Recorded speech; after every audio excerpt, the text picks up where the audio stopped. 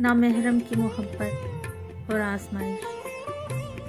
अगर आपको किसी नामहरम से मोहब्बत नहीं हुई तो दूसरों को तनकीद का निशाना न बनाएं, क्योंकि जनाब वो लोग जो नामहरम की मोहब्बत में पड़ जाते हैं, इनका अल्लाह इनको बदी से आजमाता है और बदी की आजमाइश से बड़ी कोई आजमाइश नहीं।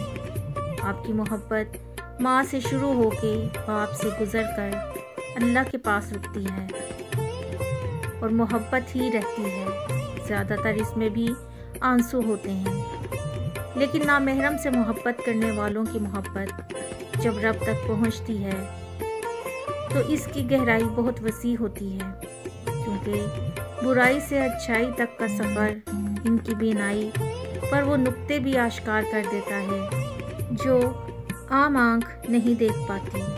और जो अपने रब की इस आजमाइश में कामयाब हो जाते हैं, बेशक वो कामयाब हैं। कोई इंसान अगर गंद में खड़ा हो तो लाजिम नहीं वो गंदा है।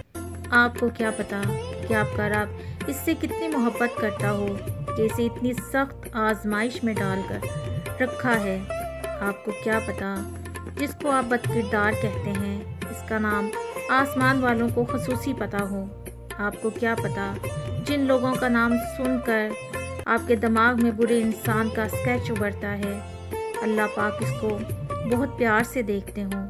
आपको कुछ नहीं बताना, अच्छा बोला करें, बस सोचा करें। सब अच्छे होते हैं, बस अपनी अपनी आजमाइश को झेल रहे होते हैं। याद रखा करें कि मोमिन अक्सर आजमाइश में डाला जाता है।